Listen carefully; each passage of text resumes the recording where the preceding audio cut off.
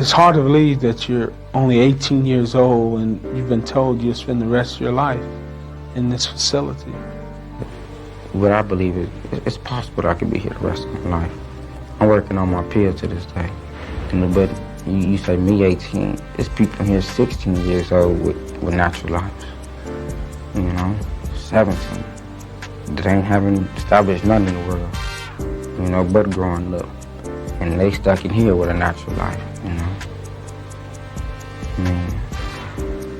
It needs to change. Something has to change.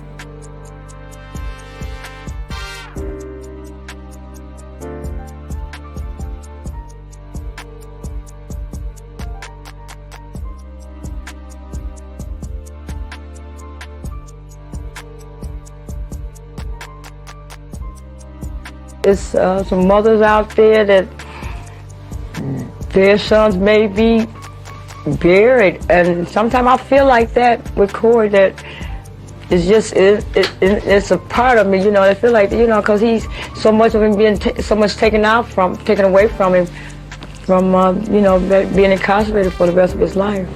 Sometimes you feel like he's dead?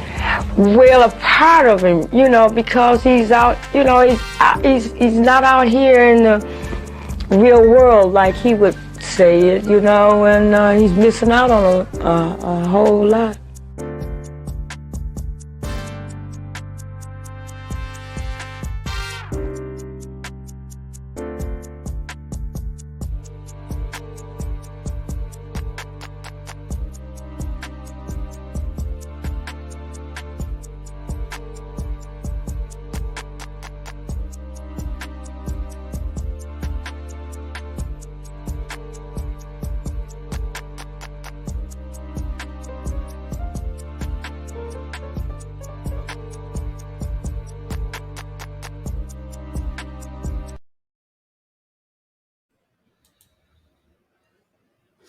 What's going on? What's happening, everybody?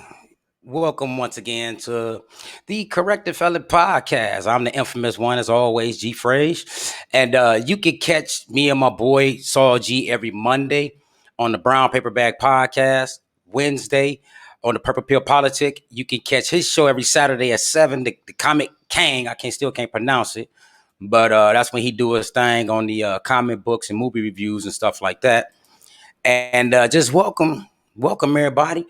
Listen, tonight I got this show gonna be dope. I ain't even gonna lie to you. This shit gonna be really, really dope because of the person that I'm bringing on, man. It's in life you meet people and you meet them in not normal circumstances. And this brother that I met him on social media, and we formed a bond. We all got just like this nice circle. And everybody that's gonna tune in, y'all know what time it is.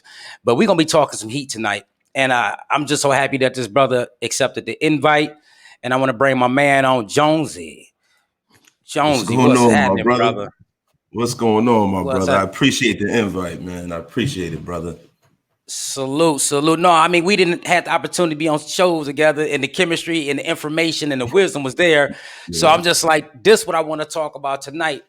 There's no other fitting person other than you, And before we do that, I want you to do something for me real quick. Talk about Wasted Talent Podcast, the Podfather, man. Go ahead and talk about it for me. Hey, well, man, I got into this podcasting thing, man, to try to, bring more perspective to the whole political arena and, the hip hop world, because I've always been like the kind of cat that's been like an older brother to a lot of people. You know what I mean? I wanted to try to mentor the next generation and kind of control the cool.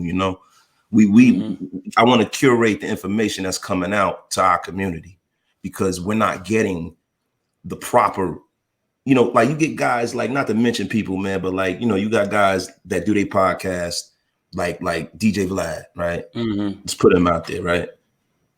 This is a guy who is not representing our culture properly. He's not even part of our culture at all. Culture vulture. So basically, man, that's pretty much what we try to do in the Wasted Talent Podcast, man. We try to make sure that we curate the information that's coming into our community. And you know what? We welcome other communities on the Wasted Talent Podcast to listen in. But I want to make sure that we're getting a balanced and just more of a balanced look at things. You know what I mean? Mm-hmm. No, I'm with it, and that's why I say I dig it. I listen to it all the time, and I mean it's powerful, you know. And I salute you. That's like anytime you want me to come on there, I'm available, my brother. Nah, Anytime. bro. You know what? That's basically what I was. You know, like when I first started, I didn't feel like I was ready to even have guys like you guys on because I was a fan of all of y'all. I listened to all y'all podcasts and watched and stuff like that. And you know, I wanted to make sure that when I asked that favor, that I'm prepared for it. I think I'm prepared now. So I definitely gotta have you on now, brother. I got you. Like I say, I'm ready to. You know, anytime you let me know, I don't care if I have to rearrange my schedule. I'm with you. All Appreciate you, right. bro. No doubt, no doubt. Listen, as people can, well, on the what's the name, you can see that tonight's conversation that we're gonna have, and that's what I like to have conversation because I like to have them based in information, inspiration, and mobilization. Like I don't want to just put that out there for entertainment purposes only. I want to put something out there, as Pac would say, spark the brain. You know, Yeah. hopefully the information we put out there can spark the brain to change the world. And especially in this era that we live in now with social media, like for example, I'm down here in Georgia, you up there in Jersey, and we can connect and communicate, and then put the information out there, so there's no excuse on why a lot more people are not doing it, especially when they consider themselves intellectuals. They be want to be stingy with the information; they want to just Yeah. hold it back, and that part pisses me off. I'm not gonna lie to you. Don't tell me that you got the blueprint on how to make $1 million, but yet you won't share the information unless I pay $59.99 a month or some goofy shit Yeah. like that. You know, Yeah. that part kills me. But you know, and we have it like this where you could just put it out there and let the chips fall where they lay. You You know, a know? lot of people don't really want to improve the world. A lot of people want to benefit off of the world. They want to benefit around the people that are around them, but they don't want to give anything back. You know, and that is more so the rule than the exception. And now, you know, you get guys like us who we're on the opposite end of the spectrum. Mhm. Whatever I can do to help you, you know what I mean? If I can't help you, I'm not gonna hurt you. You know what I mean? Mhm. But I'm always receptive to sprinkling some game on anybody. If I got it, you got it. That's Yeah. just how I feel. You know what I mean? And I feel like if more people were like that, society would be a lot better. You know? No, I totally agree. That's what knowledge. I mean, Nas said knowledge is wealth. So if we have it, then let's make somebody else wealthy by expanding their intellect based off the information that we have. You know, and I totally agree with you on that. Let's jump off into it because, like I said, this is gonna be some heat, and it's dealing with the Willie Lynch syndrome.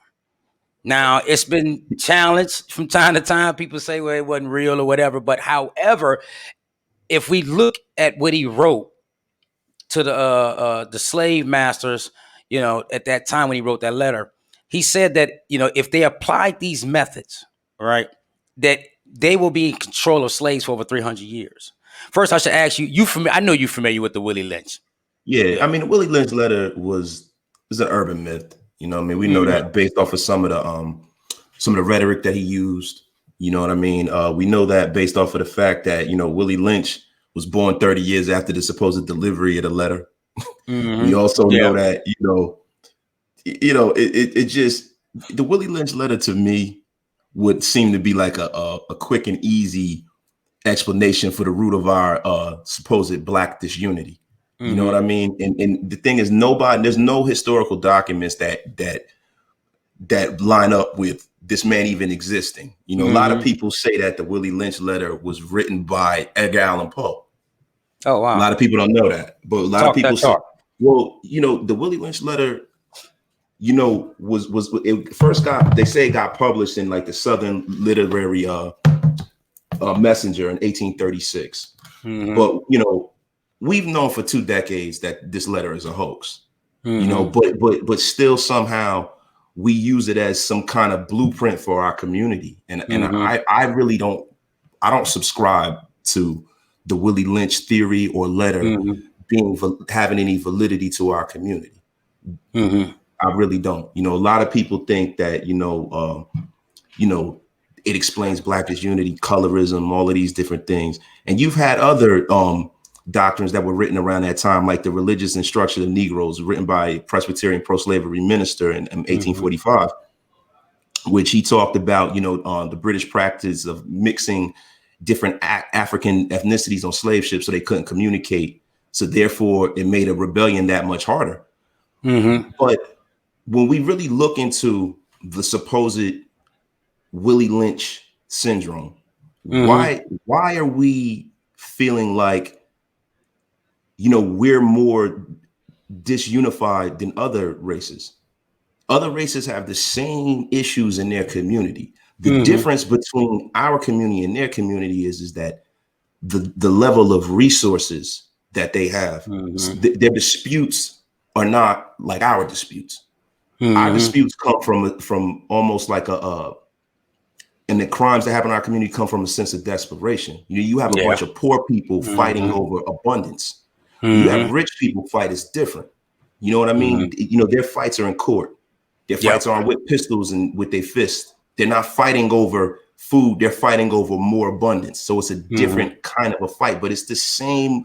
Like you say, for instance, the Black community and the things we fight over in the hood, right? It's the same in the white community. The white community, they fight over abortion, anti-abortion, politics. We just saw that happen at the Capitol last week. Yeah, we did. We just saw that, and I just feel like it presumes that there aren't other divisive things in other races. I mean, that's just pretty much in a bow how I feel about it. Well, let me ask you this, in which I believe you bring great context to the conversation with that. So when it comes to the Black community, right, or the conditions in the Black community, because like I think you hit something on the head, really important. If there's a such thing as Black on Black crime, there's a such thing as Asian on Asian crime. There's a such thing as white on white crime, especially in those communities, because we only deal with people that look like us within that community. So, for example, like if you live in a Jewish community, or Jewish people in that community, if they have anything violent going on there, they doing it among one another because of their community. So I want to ask you, why do you think that ours is more highlighted, especially in the media, than anybody else's? Well, I think it goes back to just the way this country was even founded. This country was founded on inequity. It was raised and it grew off of the backs of our labor. And there's always been a concerted effort by the powers that be to keep us in a situation where, and to be honest with you, lately, I've been feeling more like it's more of a class issue than a race issue. You know what I'm saying at this point? Because right now, you have the 1%, right? The people that come from generational wealth, the people that are the descendants of the people who founded this country and got rich off of wars, and the bankers. They're the ones who are really running our country, and everybody else is just pretty much fighting with each other. So I feel like the reason why this is happening, it harkens back to COINTELPRO, and J. Edgar Hoover trying to stop the Black movement. People the trying rise to of a stop Black Messiah. The Black Messiah. So I feel like, the easiest way to cause disillusion is through false information. And spreading that false information is easy through the media, and easy through our music, and easy through movies and the way we're portrayed. You know what I mean? It's always been a concerted effort to give a negative viewpoint of the Black community on all levels, ever since they've had television and movies and things of that nature. Yeah, no, I agree, because like even if you go back during the 60s and all that, Martin Luther King was looked at as a bad guy. Malcolm X was looked at as a bad guy, and through the media, the lens of the media, and this is how they were portraying it, especially to white audiences. Yeah, they did. But you know what's funny about Martin Luther King, man? I remember sitting down and talking to my grandfather. My grandfather passed away a few years ago. My grandfather was like 97 when he passed away. And my grandfather was a Baptist minister. My grandfather didn't like Martin Luther King. That's deep. You know what I'm saying? Everybody thinks that Black folks all loved Martin Luther King. It wasn't that way. You know what I mean? It wasn't that way. Like our people didn't all love Martin Luther King. A lot of Black folks were not about, supposed integration. Yeah. I mean, integration actually destroyed our community. To be honest with you. The civil rights era as a whole did. Yeah, they definitely did. Like there are less Black millionaires. Well, there are more Black millionaires, but there's a huger wealth gap between Black Americans and white Americans post civil rights era than pre civil rights era. And I think it's inherently better for you to establish an economic base for you to actually wield any power in this country. And I think that's more so what our issue is. We don't have an economic base in this country. they say that, last year, Black Americans spent between 400 million and $1 billion outside of our community. You know what I mean? That doesn't happen in other ethnicities. It just doesn't happen. And that is the main issue in our community. I truly believe that. No, you know what? You make perfect sense because, like, for example, I'll give an example with where I work at. Next door is a Shell gas station. All right, and of course, it's owned by Middle Eastern people. All right, but the crazy part was it used to be owned by another set of Middle Eastern people, and what they did was sold it to some of their people, to where they can keep that money still going in their community. Right? If me and you growed up on it was for sale, me and you had the bread to go buy it, chances are they wouldn't sell it to us because they want to keep that money. They want to keep that money in their community. But that's what they're doing. The thing about us, we love. I think Minister Farrakhan said, if you look at the money that comes through the Black community annually, he said we will be the 9th richest country in the world. Yep. The 9th. He says that the dollar circulate one time in the Black community compared to other communities where it circulates multiple times before it leaves. And Jeezy said it best, and I'll let you chime in this. When Jeezy said, I'm kind of paraphrasing, he said that Louis, that Gucci, that shit's goofy. I don't know if you're familiar with that. Yeah, I'm definitely familiar with that, bro. Look, listen, it's a lot of, I feel like what's been going on is it's like the peacock syndrome.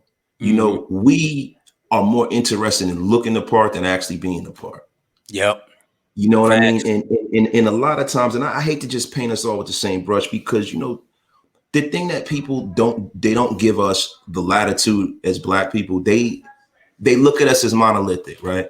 So it's not to where, they're looking at things from a perspective where, all right, you have in other communities there that are different religions, you know what I mean? Different social and economic classes, they're all different political affiliations. These are the things that separate people. But with us, people will say that we're not unified. But you can look at different groups inside of the Black community, like the Nation of Islam. They're unified. Yeah. What's the difference between, they're unified, or if you're a part of a big Christian church, you're unified. If you're a part of a Black fraternity or sorority, you're unified. You know what I mean? It's just the thing is that happens in every other, race, but we're not given that latitude to be different in that way. Yeah. No, I totally agree. That makes perfect sense. Let me ask you, because you mentioned something a minute ago about the wealth gap between Black people and white people in this country. Let me ask you, do you think we contribute to that based on our spending habits? We definitely do. And, a lot of that goes back to when you come from generational wealth, you're taught and you're brought up in it. So you understand how money works. You understand what's going on and, what's important and what's not important. What a lot of us, some of us are the first generation of people in our family to own something. Yeah. Some of us are the first generation of people to go to college. Some of us are the first generation of people to own a business. So, you don't have that parachute to per se go back and ask your father, your mother, hey, what do I do in this situation? Everything is trial and error with us. And when we make certain mistakes, there's nobody to make up for our mistakes. We can look at our president, right? Look how many mistakes this man has made with his money over the years, and it's been bailed out by the government. It's been bailed out by his parents. To be honest with you, like this man said that he started his business off of a small loan of $1 million. It's like a small loan, yeah. It's like Playboy, you got $1 million from your pops. Like, what are we talking about here, man? It's hard for me to go borrow 50 from somebody right now. $50. Bro, I can't even get a half-eaten sandwich and a grape CNC, bro. I can't get anything from anybody, brother. Yeah, but like you're right, and that's what it goes to your point. It's like we're first generation, and it's like I'll be honest with you. For me, me and you from the same generation, same era, right? If you're going to buy something, or spend your money, everybody has a right first and foremost to spend their money the way they want to, right? However, to make sense of it, why not invest it with people that look like you? For example, me and you grew up with Carl Kanai and all that stuff. Right, we had Black clothing lines growing up. But instead of people supporting that kind of stuff that's out now, they'd rather go spend $5,000 on a blouse and talking about it's a shirt. Yeah, because you know the thing about the culture at large, like hip hop has permeated and taken over popular culture, period, at this point, right? So hip hop culture is American culture now. Yeah, it is. But the thing about hip hop culture is that, and we touched on this the last time we spoke, we are not the gatekeepers of our culture anymore. No, we're not. Other people have come into our culture and infiltrated it, and they're the ones who decide which message is going to be disseminated through the music and through the the videos and the imagery. So the people that own these big companies are the ones who are curating that message. It's not like back in the day where you'll have a guy like LL Cool J be like, you know what, man, FUBU, they black. Some of these guys are from New York. You know what I mean? I'm going to support these gentlemen. I'm gonna wear their shirt in my video and I'm gonna blow them up. That's not happening anymore because you know what happened, and that's another form of integration right there. Our brands aren't good enough after we start getting Gucci and Louis and Versace. You know what I mean? Yep. It's not enough to live in Baldwin Hills when you're a rich black person in California. You're gonna move across town. You're gonna move into Beverly Hills. Yep. That's the goal. So what we got to ask ourselves is intrinsically, what is wrong with us as a community to where we need the acceptance outside of our community? I know, that's crazy. Man, that is crazy. And I think you hit it on the head too. I mean, you're making some hell of a point. I mean, you just dropping mic drop after mic drop. Like you mentioned integration. And this is something that I argue with older people a lot with. I get the point of view that as an American, you're supposed to have the freedom to live and do what you want to do. However, I always tell, especially like my uncles and them, that freedom cost my generation. Because like you said it earlier, like there's no more, you can't even find a black owned corner store nowhere. You can't find a black owned gas station. It's hard to find anything black owned, especially something that is making a major impact on the community because of integration. Let me have you speak on that for a minute. Well, it goes back to like Booker T. Washington and W.E.B. Du Bois, right? The talented and the different ideologies, right? You had certain people who wanted to it's very easy. It's human nature to want what someone else have. You know what I mean? It's actually not even human nature. Like I saw a video one time where a zookeeper had like a bunch of chimpanzees right inside of a cage. He gave one of them a banana. Do you know that they tore that one chimpanzee to shreds? Wow! As opposed to him giving them all a banana and everybody being fine with it. As human beings, we're flawed and we're envious sometimes. And when you see, you look across the fence and you see somebody that has more than you, that's what you strive for, is having what they have, as opposed to being happy with what you have. And I think that we fell victim to that. I feel like, it wasn't good enough for our entertainers to, go to the Apollo and perform a headline at the Apollo. They wanted the headline at the Garden. You know what I'm saying? And that's what really tore our community down, because when you put someone else's culture above your own, and it's an intrinsic thing, like getting back to the whole overarching point of what we're talking about. I don't necessarily subscribe to the Willie Lynch theory, but what I do subscribe to is when you are the culture that has been the basis, and any culture is really the foundation of any culture is the working poor, right? So we have been the foundation of this country. We built this country. This country was built off of our free labor, and that's how it became a superpower. That and war. And now, we were the ones who were not able to get in on, the race. You know what I mean? And we all know that like race is a social construct. Nobody ever talked about race before the 1500s. There was no race.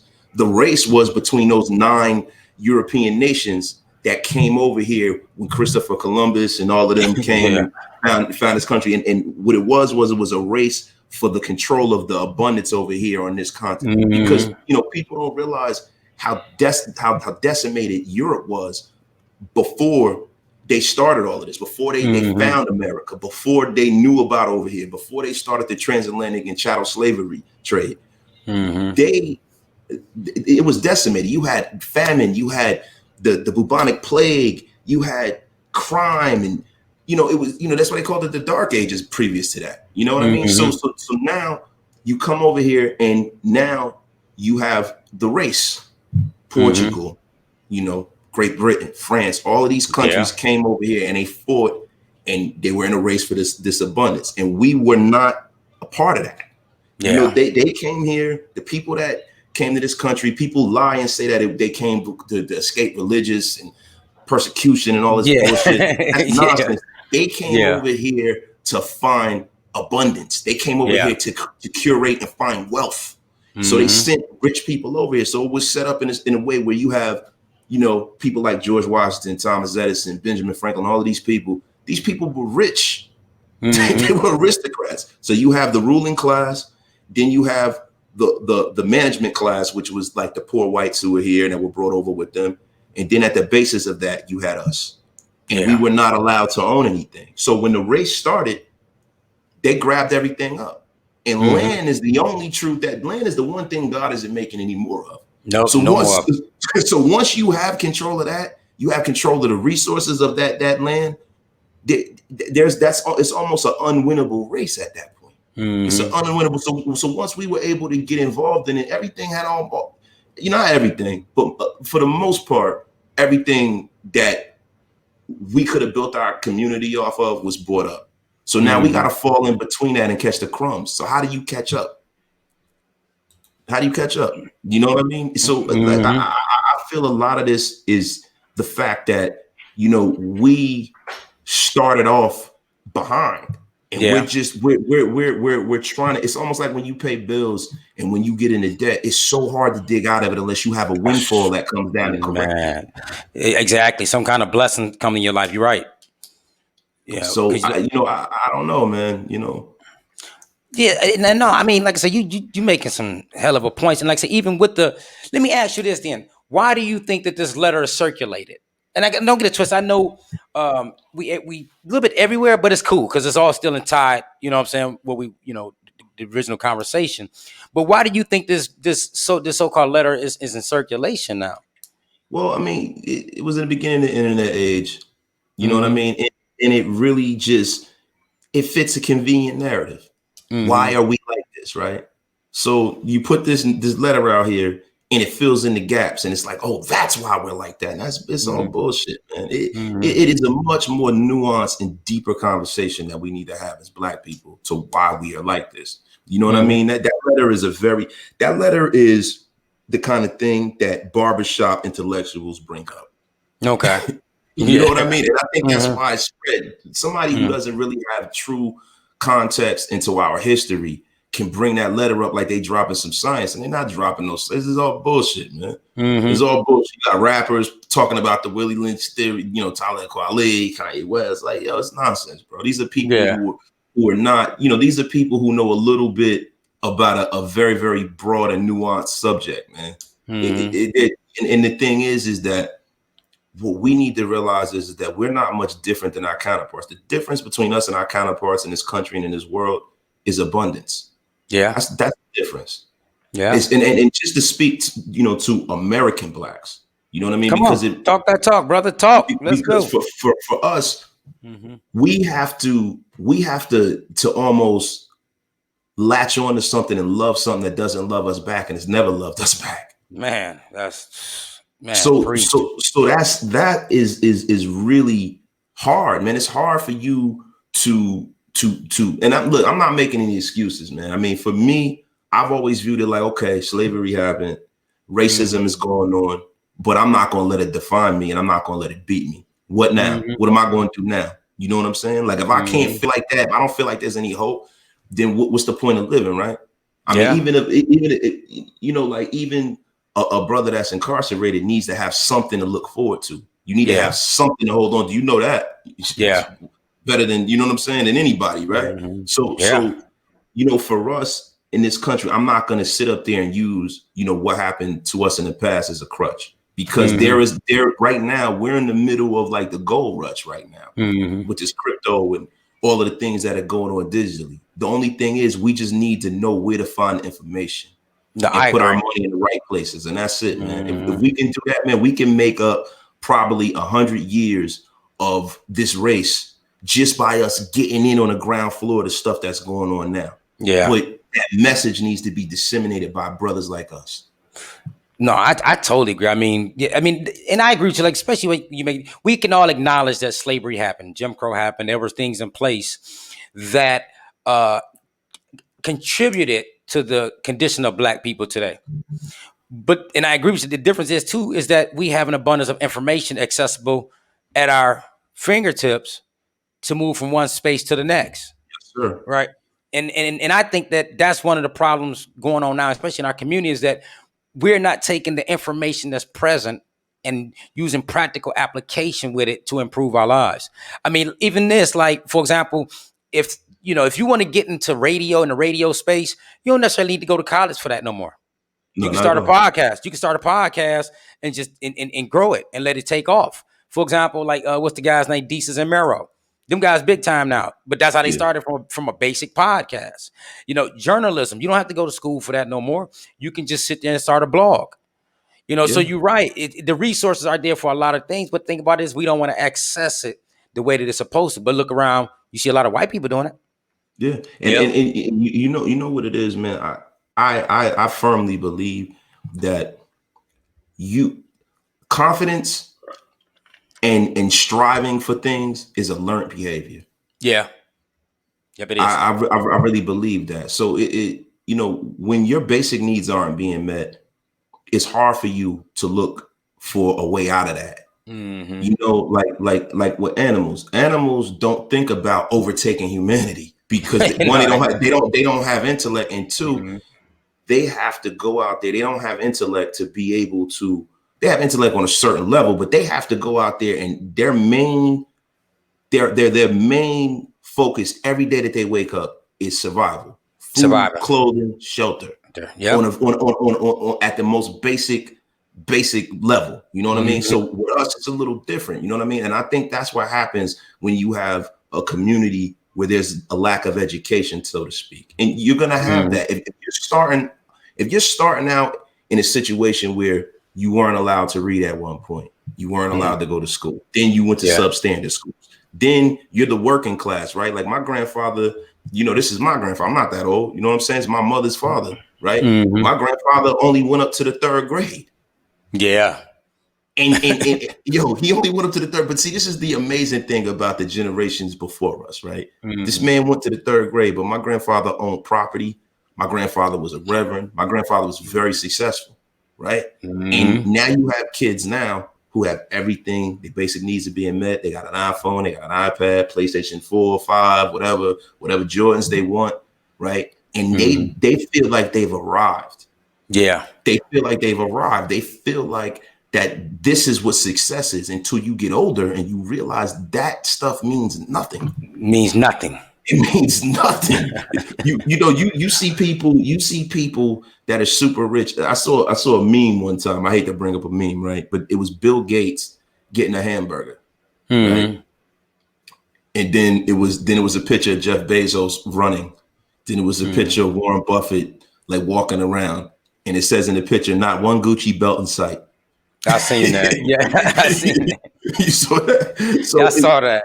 So value is also a learned behavior. What are you taught when you're growing up? What is valuable to you? See, we're taught to be materialistic. We're taught that success is having a nice car, looking a certain way, having the right clothes, right? Other people are taught that success is owning shit. It's owning shit. Actually having money. Success is actually like, and even this is not like just a like if you look at the African communities. What success to them is education. Yep, it is. The first thing that like I have like a member of my family who's married to a Nigerian woman, right? And when her family gets together, the first thing they talk about, my one daughter has this doctorate, my one daughter has this, my son has that. Is how they curate what success is. And I think we need to kind of harken back to that because it was like that in our community. So we got to ask what happened, right?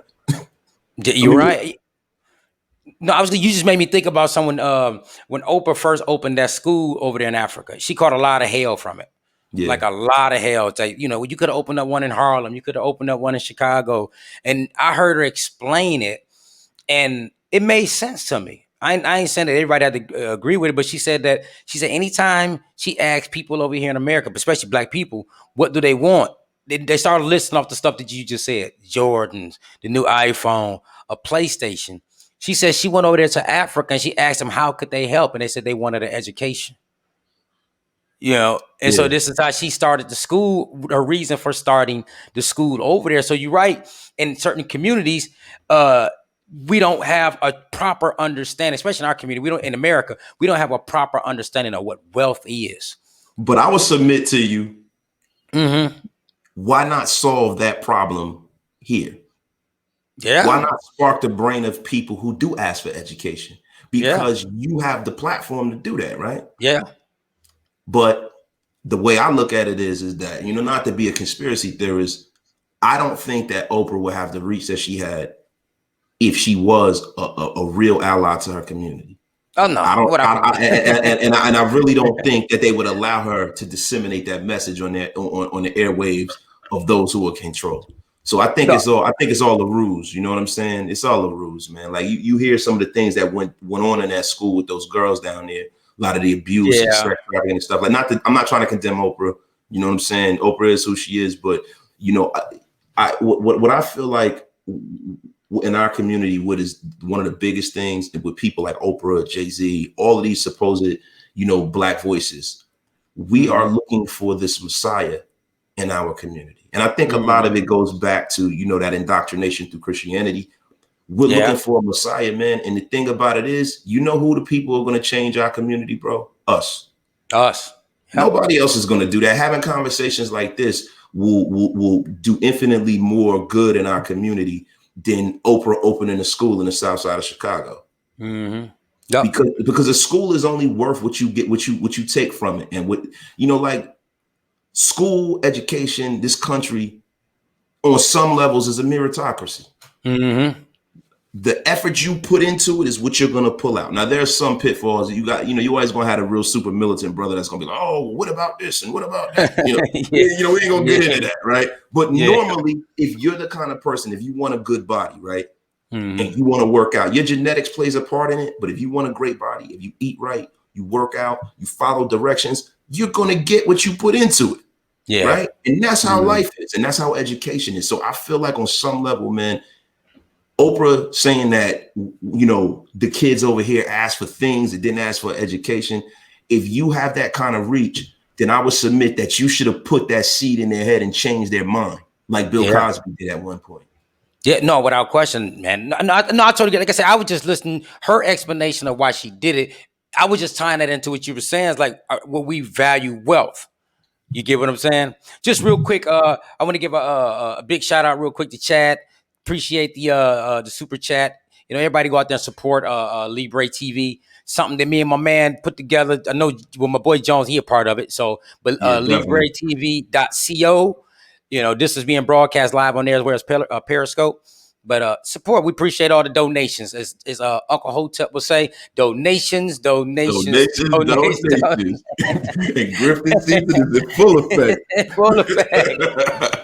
Yeah, man. So we appreciate all that. Like you hit some points. So like I said, man, you dropping, man, some real heat tonight, Jonesy. I'm talking about, man, a plethora of information, and especially with our community. And but you're right in exact, and I want to dig a little bit deeper on it when you said that it's going to come. Our change to our community is coming from us. There's nobody on the top that's going to be able to fix it. Nobody in Washington, none of that. It's us, all right? And I want to ask you, what are some of the things that you think need to start being in play that we need to start doing now to reshape our community? The main thing I feel like we need to do to reshape our community is to normalize giving kids information on finance. Everyone else in this country is bartering goods and services, and we're not. We're getting left behind. Like, people are worried about, you know, what jobs are going to be there, and getting a seat at the table and being a part of a political ideology or being a part of a political party, where I would subscribe, fuck getting a seat at the table. Why don't you make your own table?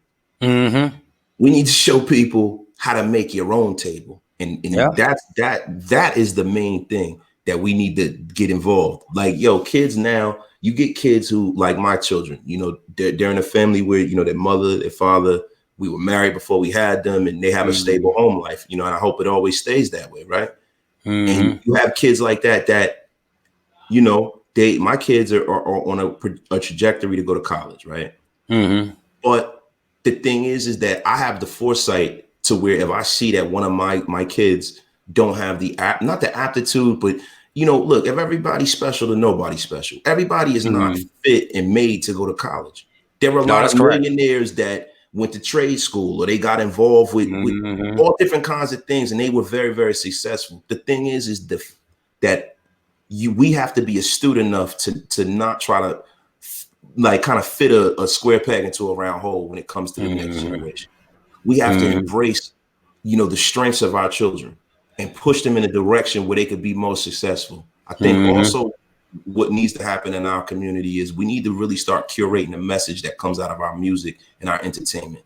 You can't tell people all the time that they're killers and bitches and hoes and, you know, all these different inflammatory things. And all of that kind of stuff has a place, right? But it has to have some kind of context. Yeah, like, when we were coming up, you had negative music. And kids, I see these memes all the time where like people would be like, oh, well, you know, WAP, when Cardi B dropped that, they were like, oh, well, is this you? And they show all of these songs that we brought out, right? Like, you know, Ain't Too Proud or whatever, right? Yeah. But the difference between now and then is that song, like, say, for instance, Akinelli, Put It In Your Mouth, right? That song wasn't being played on Z100, bro. No. That song wasn't on MTV. Akinelli didn't have a video that was on MTV. No. You know what I'm saying? And it wasn't a lead single. So it was context. You know what I'm saying? Or if you have a song about women, where you talking about women, you know what I'm saying? I mean, a lot of it, you know, the artistry has been taken out of the game. So now you're going to get like the most primitive kind of message. But it was always nuance. A lot of the things that were rapped to us coming up were cautionary tales more so than glorifying things. Yep. No, you're correct. Now it's totally different. You know what I mean? Totally, like even with Reasonable Doubt with Jay, right? I remember Jay said we used to fight for building blocks. Now we fight for blocks with buildings that make a killing. You know what I'm saying? Yeah.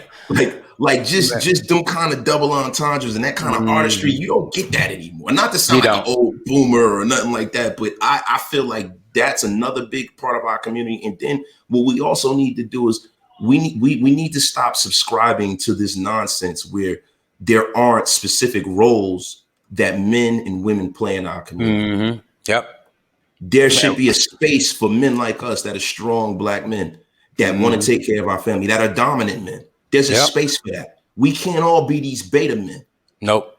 We can't all be these people who are all right with everything. We can't all be these chumps, man. We're not chumps, bro. Like and the thing is, when you look at the way the media portrays the Black man now, it's changed so much, man. Back in the 70s, man, you had Jim Brown, man. You had Muhammad Ali. Really? Masculine. Masculine. We were almost the exact definition of masculinity and strength. And now that's turned around to a point where now you have men that you can't even you know, and that's not to down anybody, man, for what, you know, love who you love, do what you want to do. But there needs to be a space for me to be who I am. I don't want you to tell me that I'm toxically masculine. How does that even go together? I mean, man, that's so crazy, man. Toxic masculinity. Go ahead, though. My bad, man. I'm just saying, like, how can humanity move on if you don't have natural selection and alpha males and weaker, like, you know, that is the way the food chain works. Yeah. So you know what I'm saying? How could we go on if we don't have strong men? You can't. You can't.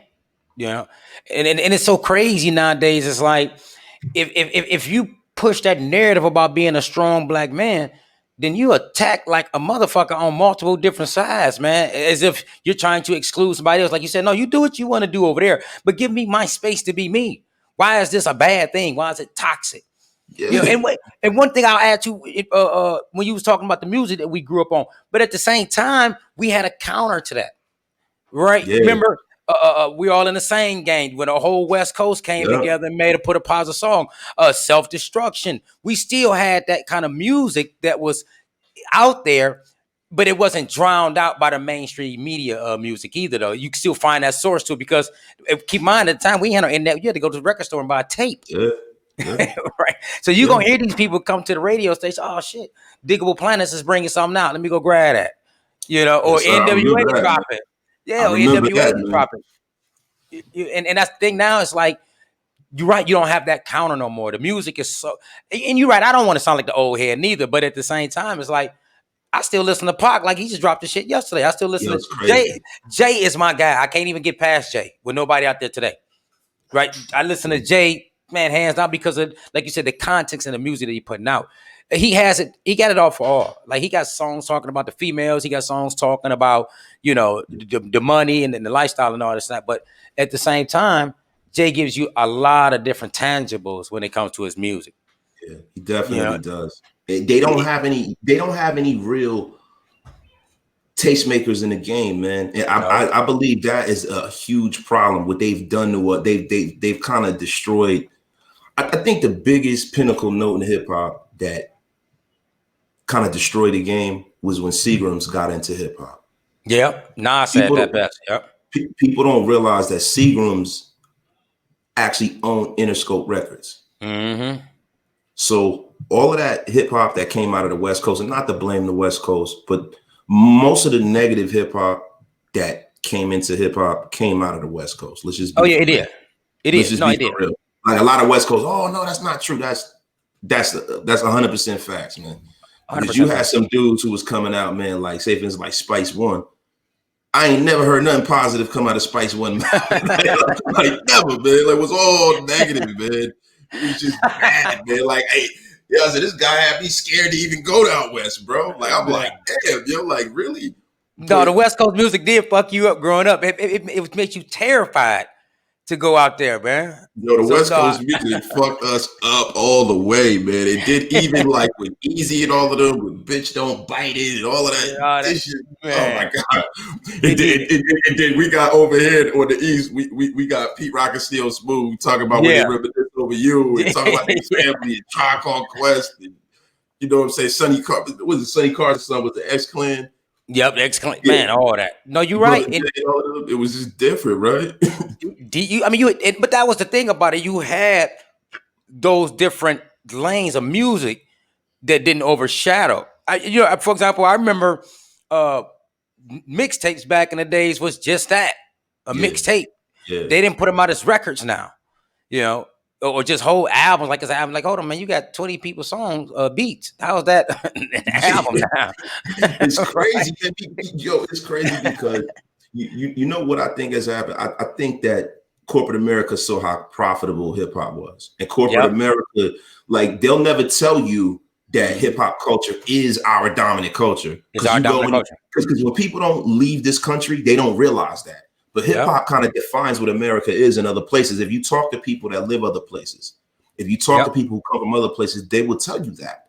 Most of the people that they're familiar with are people that are closely associated with our culture. And our culture has gone into not music, but it's gone into, you know, clothing. Like even the way Gucci and Louis Vuitton markets their products, it's all hip hop based. It's all hip hop based. The sneaker companies, the hat companies with all of these different hat colors that are kind of like acquiescent to gang culture.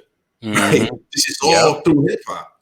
You know what I mean? Like why would you have a red New York Yankee hat? Yeah, like why? Why would you have a black and yellow New York Yankee hat?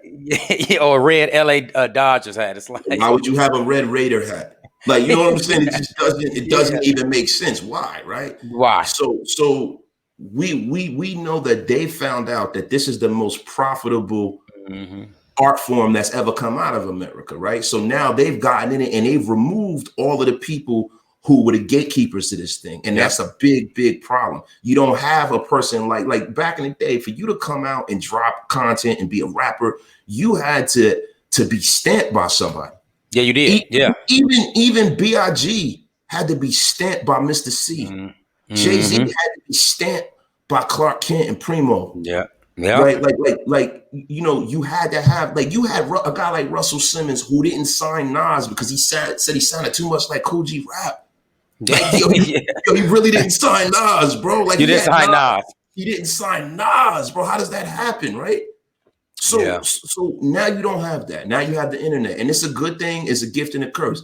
And you can have a kid like Soulja Boy that can be in his mother's house in his bedroom and weave these tales of who he is and make a song and a dance and make a beat, and then it spreads like the cancer. Like the people in this town love it, the people in the state love it, and then it just grows. And then now all of a sudden he's a big guy. And he doesn't have to have any skills. There's no curation of, you know, listen, man, you need to go a little deeper. This is weak. I don't know about that. You'll never have another Redman come out of this generation where you have a guy that everyone knew was super talented and everyone thought he was dope.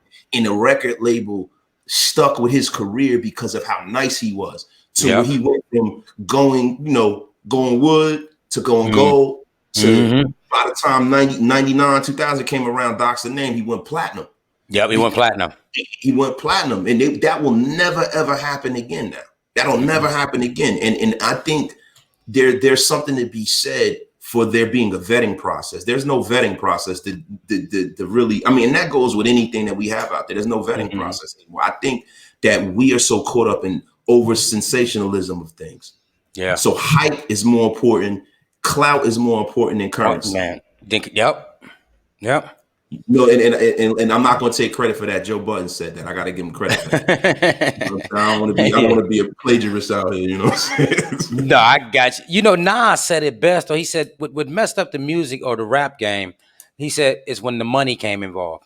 Yeah. He said that took away from the creativity. Because you think about when we came up, like we can Google a lot of our favorite rappers from the day back in the days. If they didn't get into some business venture later on down the line, they didn't have money. The only thing they had was their creativity. Yeah, like you said, like what use the perfect example with Method Man, right? It took Method Man not Method Man, but Redman a while before he even went platinum, right? But he had the creativity. It wasn't the money. And nowadays, that's what they chase, the money, and that transcends down to people listening to it, to our young boys and girls out here in the community, looking at it like you said on the internet, or what they call it drip. You know, so this is what they're chasing. They're not chasing the creativity aspect of it. They're just chasing the money. You know why? Because they don't love it. Message. Nope, because they don't love it. And kids now don't love anything. We don't allow them.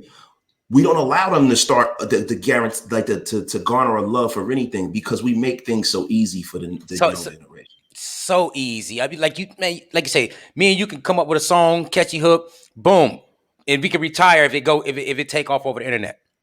Yeah, that'll be it. And the thing is, back in our day, and I mean, just with anything, you had to love it.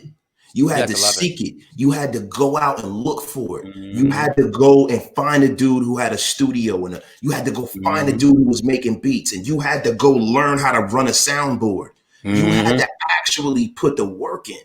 Yep. Now technology has made it infinitely easier to do all of this stuff. Yeah. And you could be some loser in your mother's basement with a bunch of programs, Fruity Loops, this, that, and the third.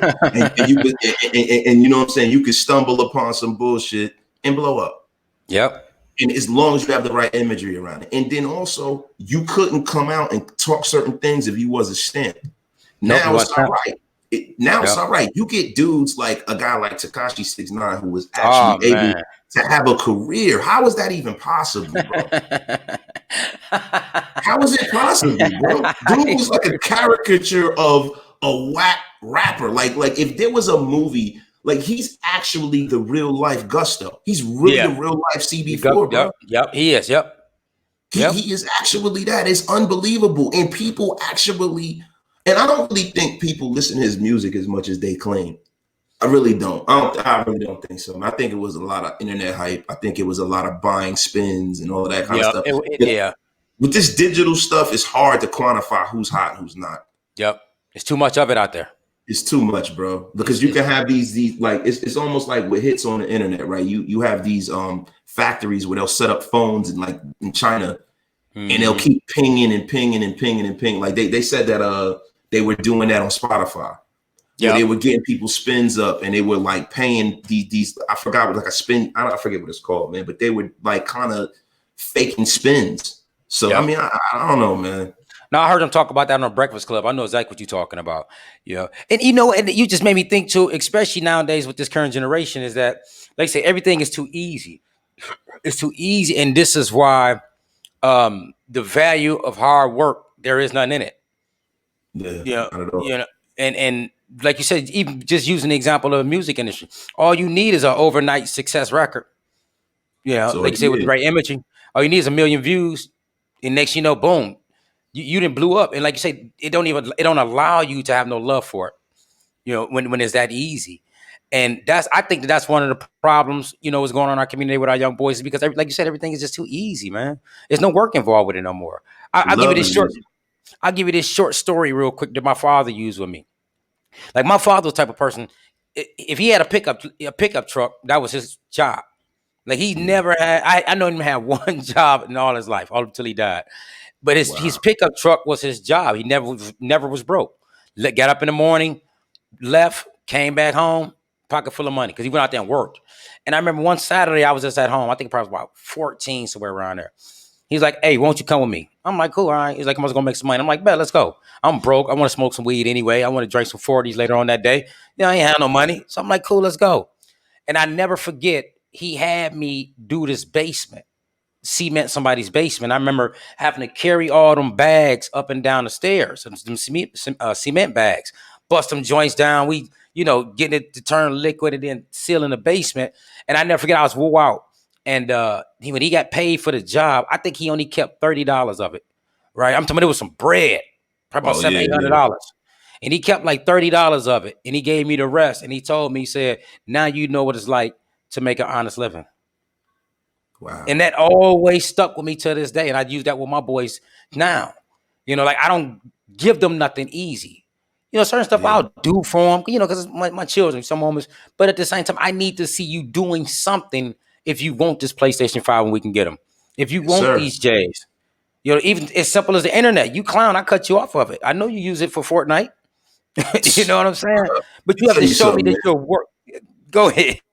No, I'm sorry because Joe, you hit. I just said, let me tell you something, man.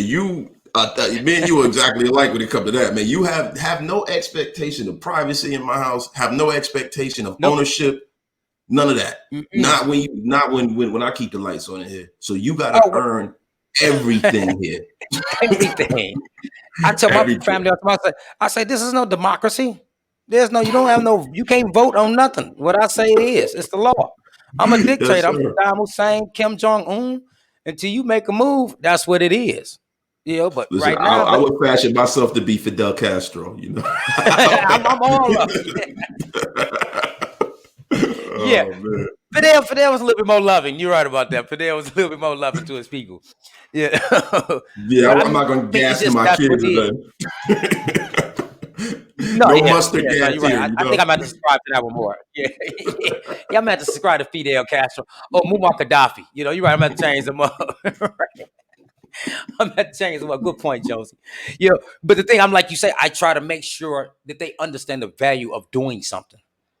Not just having everything given to you and you thinking that this is going to be life. It's not. One of the things I hate is the only thing not open down here in Georgia is the schools. Right. Yeah. Because I think what it's doing to my kids is like with my youngest boy, because only two in school is my youngest boy and my daughter. But the thing about it is they're starting to be conditionally lax. Right. Yeah. My girl's having that situation right now, too, as well. Yeah. Have to roll over. I got to do is roll over a certain time and turn on the laptop. And then after a few hours, cut it off, go back to sleep. Didn't have to brush your teeth. Didn't have to go wash your ass before you had to do all this stuff. Normally, they normally would do. And I think that, man, that this part need to be fixed because it's taking away that discipline of getting up in the morning, the habit of, taking showers every day and doing these different practices of just going. Yeah. Yeah. And I think that's, man, right now, this is fucking, I know mine for sure. It's fucking mine up. And this is supposed to be the first year my daughter was supposed to go. So That's crazy, man. man. What I do before I leave in the morning, man, to go to work is I wake them up Mm-hmm. and I make them get in the shower. And I make Mm-hmm. them, like, what we try to do is we try to make it as structured as possible. Like, you know, lunchtime. This is your lunchtime. This is what y'all are Mm-hmm. having for lunch today. Yo, you got to go outside, go ride your bike, do something. Now it's getting Mm-hmm. cold. So, you know, I've kind of made a gym in my crib. So, yeah, I go downstairs and, you know, get on the elliptical, get on the treadmill for 45 minutes, an hour, or whatever. That's your gym time. You know what I mean? But what we try to do is we try to make it, you know, where you have to earn all of your free time. You know what I mean? Like, if you're not done with your work and you didn't do all of the marks, you don't do your chores. Like, we're trying to, because our girls are getting older, so we try to make them have more of a stake in the way the house is run, so they don't have as much free time. So they have certain benchmarks. We, you know, like we're very stringent with bedtimes and when they get up and things of that nature. That's what we're trying to do, because I don't want them to lose that structure. You're absolutely right. And our community is it's gonna affect our community more, because a lot of the times, because of the breakdown of the nuclear family, you have the single mother who's got to go out here and earn a living, and these kids are home by themselves all day. You know, they ain't even logging in. I know some teachers who have told me some of their students haven't logged on all year. Wow. And then in the inner city, they have to pass them. They have to give them at least a D, bro, for not even logging on, bro. They logged on shit. 2 and 3 days, and they're not learning shit, man. They're gonna go back to school, bro, and you're gonna have, bro, when they go back to standardized testing and all that. Oh man, college preparatory. I don't know how these kids are gonna climb their way out of it, man. I really don't. It's very, very sad what's going on. Me either. I mean, I agree with you, because like I be dealing with my boy, and I'm like, dude, what's, you know, not to his, you know, it's not his total fault. I think he could put more effort into it. But you're right, that structure, man, that structure has been taken away from them. And you're right, man, they gonna be so far behind, man. Of But really, our school system already fucked up. I asked this little kid the other day. I was like, "Yo, man, what's 10 times 10?" And he said, "Dog." You know what I'm saying? Like, that's what we got going on now, yo. These kids are so damn dumb now. It's unbelievable, man. And it's because we're not putting any work into them. I think if this has taught us nothing, we have to make sure that we're involved and invested in what they're learning in school, and we can't use the school system as like a babysitting service. This is what this is showing us, man. Nope, you're right about that. You're right, and that's a lot of parents. That's what they want their kids just to be gone. That's all they care about. They want them kids out the house as a babysitter. Bro, you imagine, so right. If we were kids, right? If we were kids and this happened, we were going to school. Our parents would have gave us some fucking Robitussin and told us to get out there and be somebody, bro. Our asses would have been in school. We got to go. Man, we got to go. I remember I had dropped out at 16, and my mother was like, "Listen here, every morning at 9 o'clock, you got to get up out my house."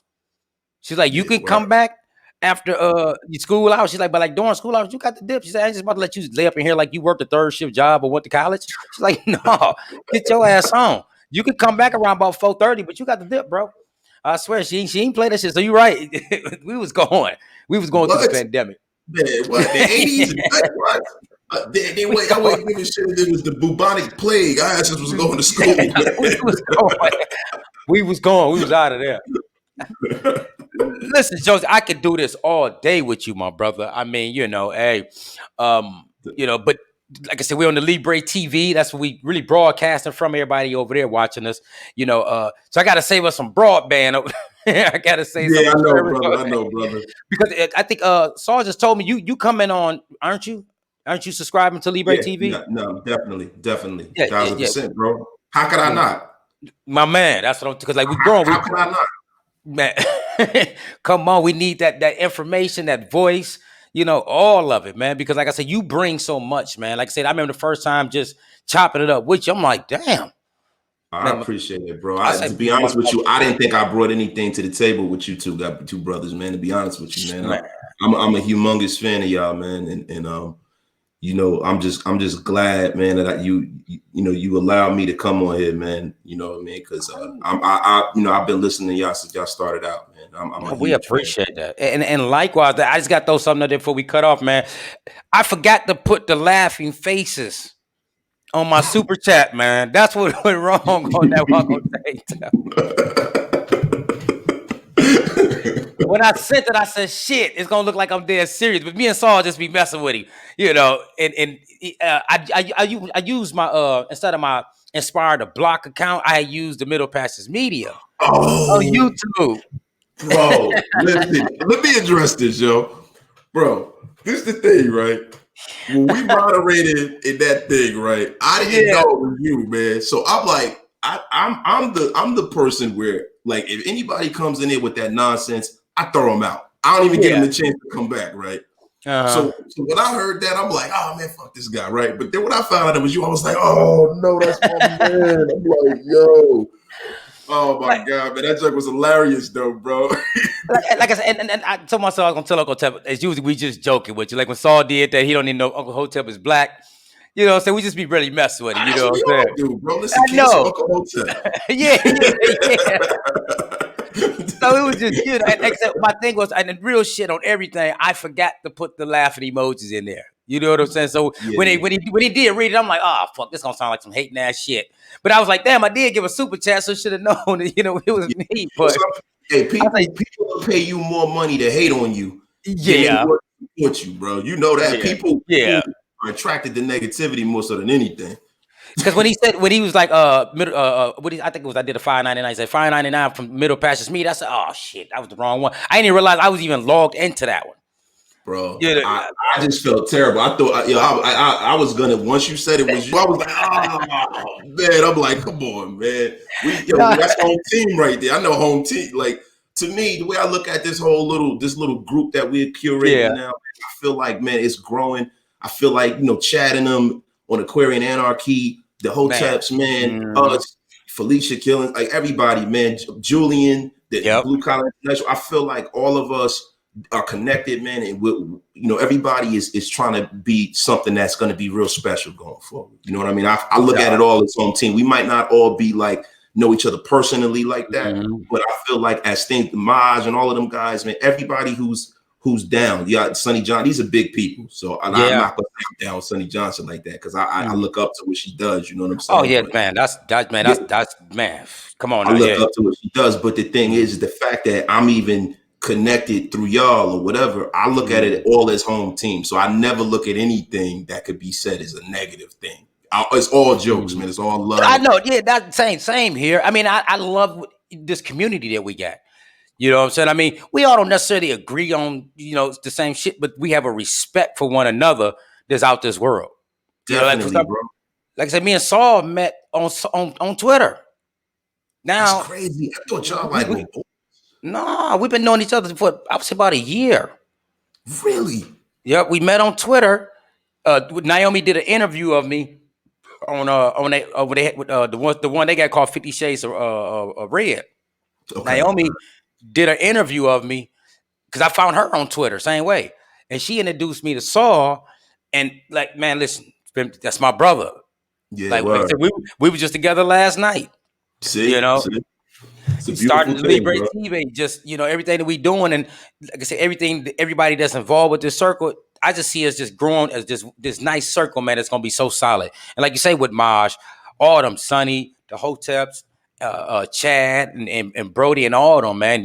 Like I said, Brody, my man, Brody. How can I forget them? Brody, man, Ebony, and all of them, man. Ebony, all of them. Like I met them. I had the privilege of meeting them all at the Solutionary Summit when they came down here. Last year. We sat down and drank, got a little drunk and all that.